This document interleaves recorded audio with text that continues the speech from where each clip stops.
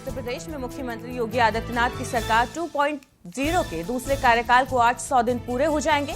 CM योगी आज इस मौके पर लखनऊ के लोक भवन में प्रेस कॉन्फ्रेंस कर उन्होंने जानकारी दी कि इन 100 दिनों में सरकार ने किन महत्वपूर्ण फैसलों पर काम किया। साथ ही तय की गई कुछ योजनाओं की उपलब्धियों के बारे में भी उन्होंने जनता को जानकारी दी।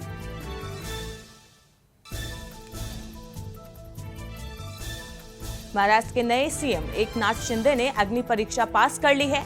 उन्होंने विधानसभा में बहुमत परीक्षण पास कर लिया है। उनको 164 वोट मिले। दूसरी तरफ फ्लोर टेस्ट में पहले उद्धव गुट की मुश्किलें बढ़ गई हैं। शिंदे को शिवसेना विधायक दल के नेता और गोगावले को चीफ व्हिप के तौर पर मान्यता मिल गई है।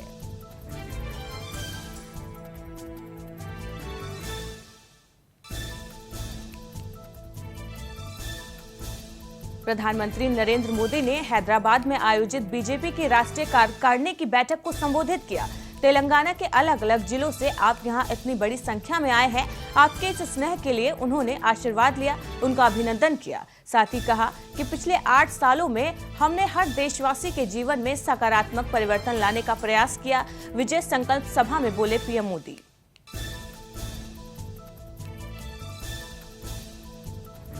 अखिलेश यादव ने तत्काल प्रभाव से सपा प्रदेश अध्यक्ष को छोड़कर पार्टी की राष्ट्रीय कार्यकारिणी को भंग कर दिया। समाजवादी पार्टी के सभी युवा संगठनों, महिला सभा एवं अन्य सभी प्रकोष्ठों के राष्ट्रीय अध्यक्ष, प्रदेश अध्यक्ष सहित राष्ट्रीय राज्य कार्यकारिणी को भंग किया गया। विधानसभा चुनाव नतीजे के बाद से ही कार्यकारिणी भंग करने की संभावना जताई जा रही थी।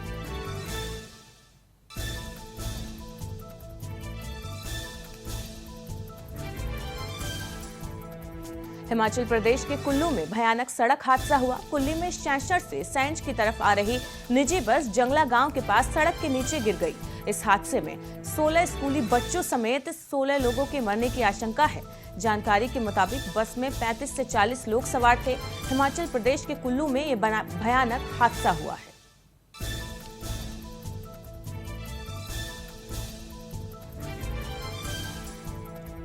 जम्मू कश्मीर में गांव वालों ने लश्कर के जिन 2 आतंकियों को पकड़ा है, उसको लेकर सपा अध्यक्ष अखिलेश यादव ने ट्वीट किया।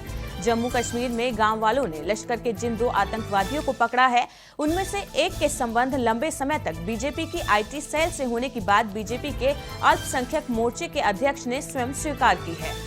उस आतंकवादी ने 2 महीने पहले ही भाजपा छोड़ी थी। इस मामले की गहन गंभीर जांच होनी चाहिए।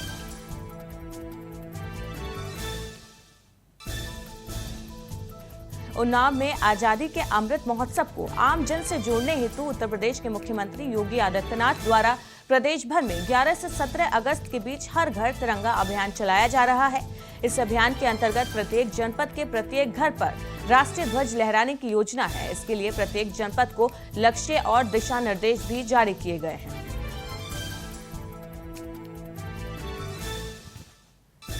मुजफ्फरनगर शहर कस्बे के पीठ मैदान में राष्ट्रीय लोकदल की युवा महापंचायत में रालौत के राष्ट्रीय अध्यक्ष जयंत चौधरी ने कहा कि अग्निपथ योजना को हम स्वीकार नहीं करते, जनता स्वीकार नहीं करती।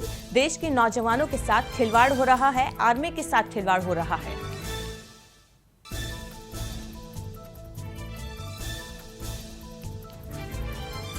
सहारनपुर के कस्बा गंगोह के महंगी गांव स्थित कस्तूरबा गांधी बालिका आवास विद्यालय बड़ी लापरवाही सामने आई है। मिड डे मील की घटिया खाद्य सामग्री खाने से 15 छात्राओं की तबीयत बिगड़ गई, जिनमें से 2 छात्राएं सहारनपुर के बजौरिया अस्पताल में हृदय रोग कक्ष में भर्ती हैं।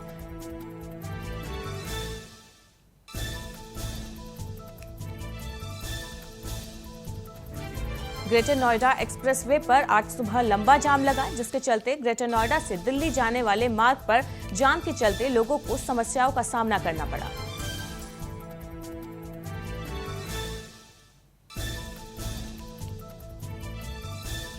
कानपुर हिंसा में फंडिंग करने वाले मुख्तार बाबा की मुश्किलें बढ़ती जा रही हैं। फूड डिपार्टमेंट के बाबा बिरयानी के डिफेंस कॉलोनी के आउटलेट्स को सील कर दिया है। बता दें, अब तक जिला प्रशासन ने बाबा बिरयानी के 7 रेस्टोरेंट पर ताला लगाया है।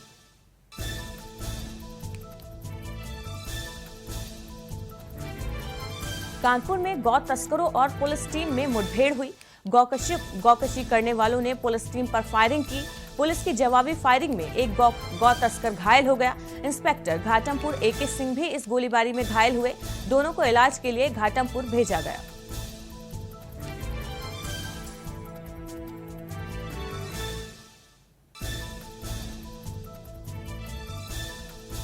बदायूं के सहसवान कोतवाली क्षेत्र के नगर में स्कूल से लौट रही छात्राओं से मनचलों ने छेड़छाड़ की, जिसके बाद वहां मौजूद भीड़ ने आरोपियों को सरेआम जमकर कूटा। इतना ही नहीं, भीड़ ने पुलिस के सामने भी मनचलों की पिटाई की। इस दौरान 2 आरोपी मौका पाकर भागने में कामयाब रहे। 2 को पुलिस ने गिरफ्तार कर लिया। छेड़छाड़ के बाद आक्रोशित लोगों ने आरोपियों के खिलाफ पॉक्सो एक्ट की धाराओं में मुकदमा दर्ज कराया।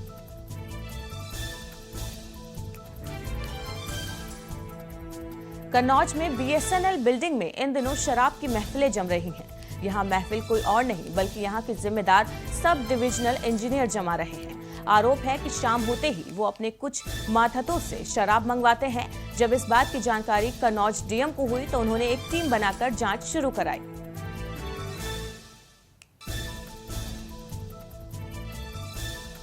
प्रधानमंत्री नरेंद्र मोदी 7 जुलाई को अपने संसदीय क्षेत्र वाराणसी आएंगे। उनके दौरे से पहले तैयारियां चल रही हैं। तैयारियों की समीक्षा के लिए मुख्य सचिव दुर्गा शंकर मिश्र और DGP देवेंद्र सिंह चौहान वाराणसी पहुंचे। वहीं दोनों आला अधिकारी एक साथ सड़क मार्ग से करखिया गांव औद्योगिक क्षेत्र पहुंचे और अमूल प्लांट का निरीक्षण किया।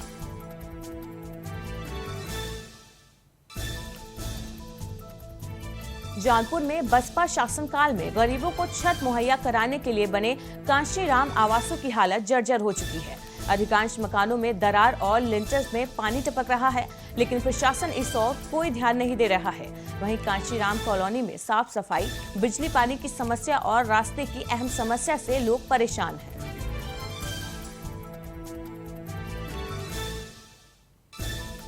बिजनौर में 12 सितंबर 2014 को हुए बम धमाके के सिलसिले में 5 आरोपियों को राजधानी स्थित NIA की विशेष अदालत ने सजा सुनाई। अदालत ने धमाके की साजिश में शामिल सिमी के सदस्यों को दोषी करार देते हुए 7 साल का कारावास और जुर्माने की सजा सुनाई है।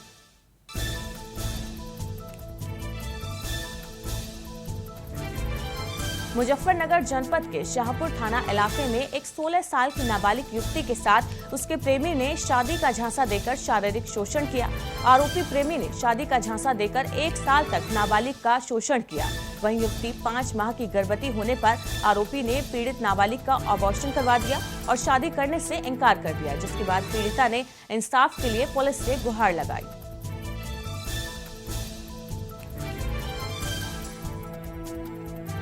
फरुखाबाद में दबंग प्रधान पति ने अपने साथी के साथ मिलकर एक पत्रकार पर हमला कर दिया। यह हमला चुनावी रंजिश के चलते किया गया।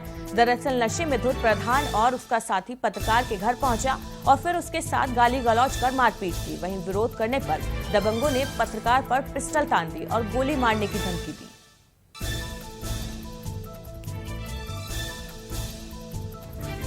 बुलंदशहर में एक पानी का टैंकर पिकअप वाहन से टकरा गया। हादसे में अब तक 3 महिला मजदूरों की मौत हो गई। 11 महिला मजदूर घायल बताई जा रही हैं। कई महिला मजदूरों की हालत गंभीर है।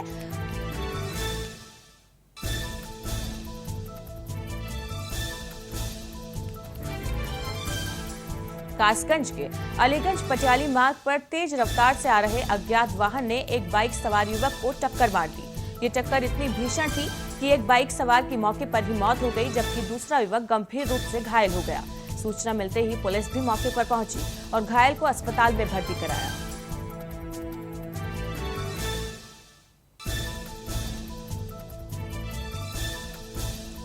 ललितपुर में पुलिस अधीक्षक निखिल पाठक के कुशल निर्देश पर जनपद में अवैध शराब के खिलाफ बड़ी कार्रवाई की गई। इस दौरान ललितपुर पुलिस और आबकारी विभाग ने छापामार कार्रवाई की। पुलिस ने ग्राम मऊ माफी कबूतरा डेरा पर दबिश देकर मौके से 350 लीटर कच्ची अवैध शराब बरामद की। 5000 लीटर लहन और शराब बनाने के उपकरणों को नष्ट किया।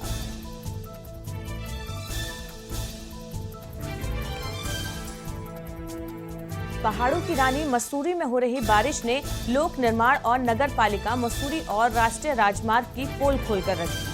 मसूरी में सड़कों का हाल बदहाल है। राष्ट्रीय राजमार्ग पेट्रोल पंप के पास सड़कों पर बड़े गड्ढे दुर्घटनाओं को दावत दे रहे हैं। इस ओर न तो राष्ट्रीय राजमार्ग और न ही स्थानीय प्रशासन के अधिकारियों का ध्यान देने को तैयार।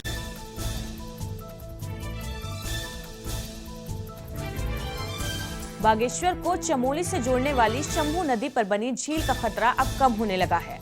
सचिव आपदा प्रबंधन रंजीत सिन्हा की माने तो नदी पर से मलबा हटाने का काम शुरू हो गया है। वहां पर प्रशासन की तरफ से पोकलेन मशीन लगा दी गई, जिससे पानी की निकासी का काम शुरू हो गया।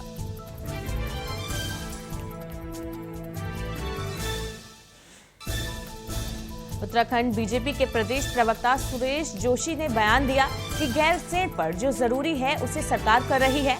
फिलहाल 100 दिन के कामकाज में सरकार ने 4 धाम यात्रा को सफलतापूर्वक संचालित किया और ये एक बड़ी उपलब्धि के रूप में गिनी जा सकती है। बीजेपी प्रदेश प्रवक्ता ने कहा कि राज्य सरकार ने जो संकल्प पत्र जारी किया है उस संकल्प पत्र के आधार पर वो काम कर रही है जो जनहित से जुड़े काम है।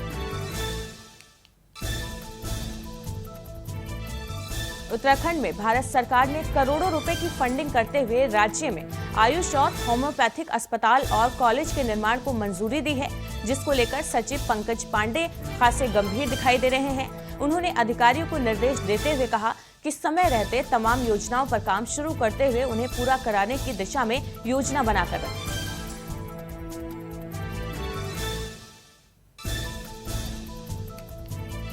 उत्तराखंड में मानसून ने दस्तक दे दी है, जिसके बाद नदी नाले उफान पर है। साथ ही मलबा और बोल्डर गिरने से सड़कें बाधित हो रही हैं।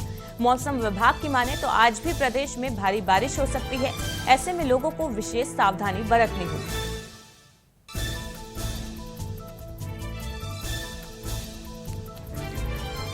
राज्य में विशेषज्ञ और डॉक्टरों का अब भी अलग कैडर के तहत समायोजन किया जाएगा, जिसको लेकर स्वास्थ्य मंत्री धन सिंह रावत ने अधिकारियों को कवायद शुरू करने के निर्देश दिए। उन्होंने कहा कि उत्तराखंड देश में पहला ऐसा राज्य होगा जहां पर विशेषज्ञों का अलग से कैडर बनाया जाएगा।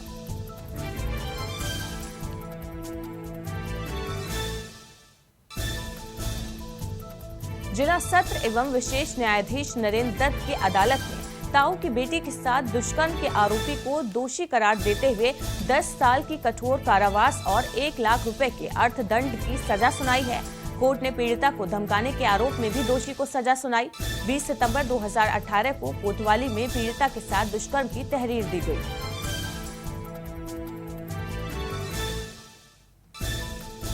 उत्तराखंड में यूरिया की कमी को लेकर पिछले दिनों पूर्व मुख्यमंत्री हरीश रावत ने सहकारिता मंत्री धन सिंह रावत के आवास पर उपवास करने का जिक्र किया था, जिसके बाद खुद धन सिंह रावत के द्वारा पूर्व मुख्यमंत्री हरीश रावत से फोन पर बातचीत करते हुए यूरिया की पर्याप्त व्यवस्था होने की बात कही थी और फिर उन्होंने कहा कि यूरिया देने का काम कृषि करता है, सहकारिता विभाग सोसाइटियों के माध्यम से इसे बेचने का काम करता है, राज्य में पर्याप्त यूरिया है।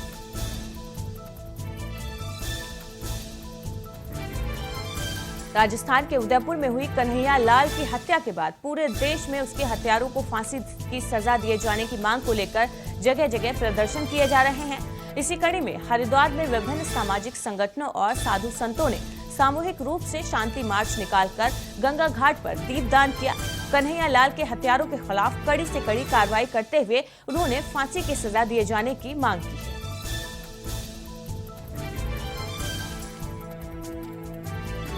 कर्णप्रयाग के थराली मोटर मार्ग पर बड़ा हादसा हुआ है। बगोली के पास चट्टान टूटने से एक कार के दबने की सूचना है।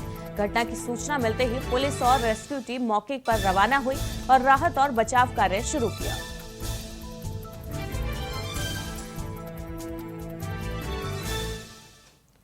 पुलिस महानिदेशक उत्तराखंड अशोक कुमार आज हल्द्वानी पहुंचे। इस दौरान उन्होंने जन संवाद कार्यक्रम में प्रतिभाग किया। जन संवाद कार्यक्रम में लोगों ने डीजीपी के सामने अपनी समस्याएं रखी। पुलिस महानिदेशक उत्तराखंड अशोक कुमार ने कहा कि पब्लिक के साथ आज हमने जन संवाद कार्यक्रम किया। कार्यक्रम में लोगों ने जो समस्या बताई वो खासतौर पर ट्रैफिक और साइबर से जुड़ी घटनाओं पर आधारित है।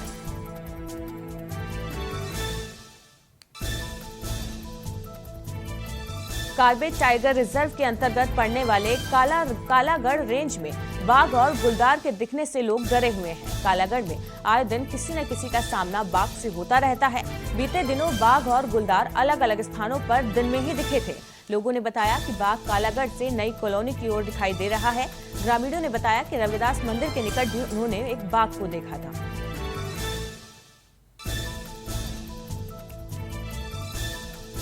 उत्तराखंड में हो रही बारिश ने पहाड़ी क्षेत्रों में तबाही मचाना शुरू कर दिया है।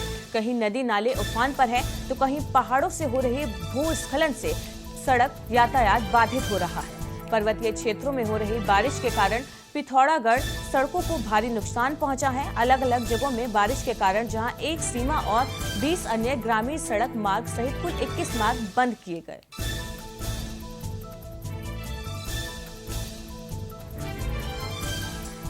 बीते 25 जून को महामृत्युंजय मंदिर और जोखिली सीमार से बाइक चुराने वाले आरोपी को थराली पुलिस ने गिरफ्तार किया। पुलिस उपाधीक्षक ने बताया कि पुलिस ने एक टीम गठित कर सीसीटीवी और सर्वेलांस की मदद से आरोपियों को गिरफ्तार किया।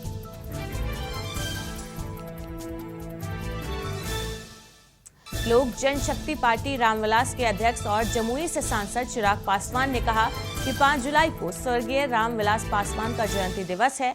इस बार स्वर्गीय रामविलास पासवान की प्रतिमा पर हर जिले में लगेगी और शुरुआत उनके कर्मभूमि हाजीपुर से होगी। इस दौरान बिहार में अनेकों जिलों में इस तरीके से कार्यक्रम करके नेता रामविलास पासवान की मूर्ति का अनावरण किया जाएगा।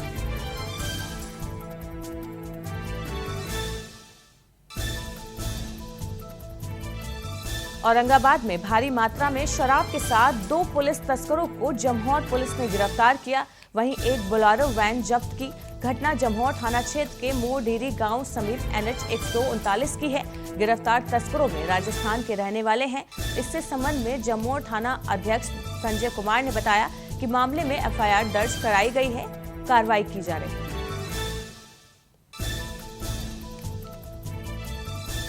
बिहार के पूर्व मंत्री नरेंद्र सिंह का निधन हो गया। नरेंद्र सिंह लंबे समय से बीमार चल रहे थे। उन्होंने पटना के निजी अस्पताल में अंतिम सांस ली। नरेंद्र सिंह लालू प्रसाद यादव के मित्र थे और मुख्यमंत्री नीतीश कुमार के करीबी माने जाते हैं।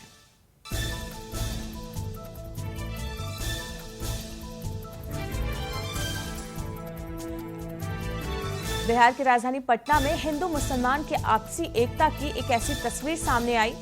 कौमी एकता का परिचय देते हुए पटना के राजा बाजार में एक मुस्लिम परिवार ने एक मिसाल पेश की। इस परिवार के लोग एक हिंदू के जनाजे में राम नाम सत्य बोलते नजर आए।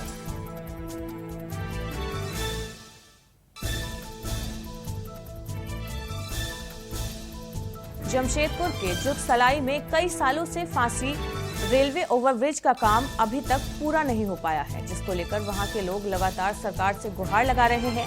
ओवरब्रिज का काम लगभग 80% पूरा हो गया है।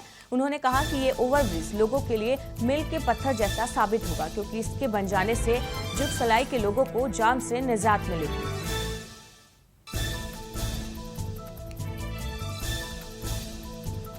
गुजरात विधानसभा चुनाव को लेकर आम आदमी पार्टी के नेता पूरे राज्य में ताबड़तोड़ दौरे कर रहे हैं। इस बीच पार्टी के समन्वयक अरविंद केजरीवाल 2 दिन के गुजरात दौरे पर हैं। चूंकि इस साल के अंत में गुजरात में विधानसभा चुनाव होने जा रहे हैं, ऐसे में सभी राजनीतिक दल अपना सर्वश्रेष्ठ प्रदर्शन करना चाहते हैं।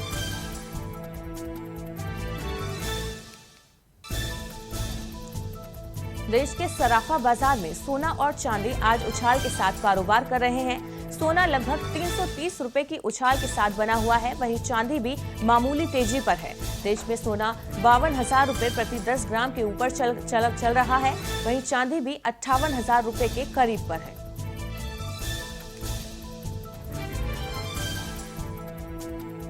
हफ्ते के पहले दिन शेयर बाजार की चाल तेज नजर आ रही है।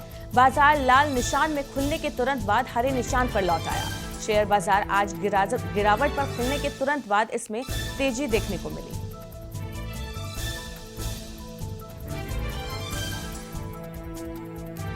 कर्नाटक की सिनी शेट्टी ने मिस इंडिया 2022 का ताज अपने नाम कर लिया है। देश को अपने इस साल की मिस इंडिया मिल गई है। 3 जुलाई को ये इवेंट मुंबई में हुआ था, जहां 31 फाइनलिस्ट को मात देने के बाद सिनी ने अपने नाम ये खिताब किया है।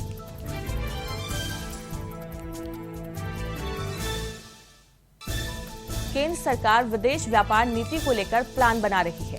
इस साल सितंबर से पहले इस नीति को लाने की तैयारी हो रही है। प्रत्येक जिले को निर्यात केंद्र में बदलने की योजना भी दस्तावेज का हिस्सा होगी। वहीं एक अधिकारी ने जानकारी देते हुए बताया कि FTP का उद्देश्य निर्यात प्रोत्साहन और रोजगार सृजन रहेगा।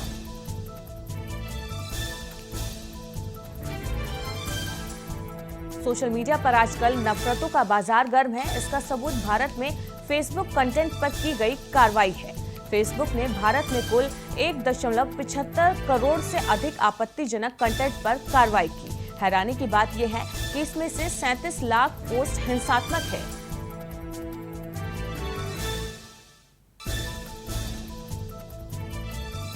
डॉलर के मुकाबले रुपया 9 पैसे गिरकर 79 रुपए पर आ गया। सोमवार को शुरुआती कारोबार में अमेरिकी डॉलर के मुकाबले 9 पैसे की गिरावट के साथ 79 पर आ गया। रुपया पिछले सत्र में शुक्रवार को अमेरिकी डॉलर के मुकाबले 78 पर बंद हुआ था। वहीं विदेशी मुद्रा कारोबारियों ने कहा कि कच्चे तेल की कीमतों में कमजोरी से रुपए में गिरावट आई है।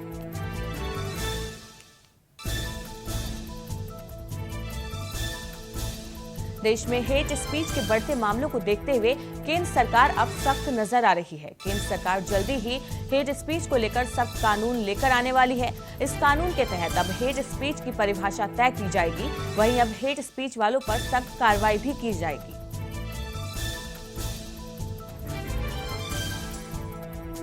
दिवंगत एक्ट्रेस मधुबाला एक बार फिर चर्चाओं में है। मधुबाला की बायोपिक के ऊपर जोर शोर से काम चल रहा है। इस बायोपिक से जुड़ा एक अहम खुलासा दिवंगत एक्ट्रेस की बहन मधुर भूषण ने किया है। मधुर के अनुसार मधुबाला की बायोपिक में उनके निजी जीवन यानी दिलीप कुमार से उनके अफेयर और किशोर कुमार के साथ उनके रिश्ते को नहीं दिखाया जाएगा।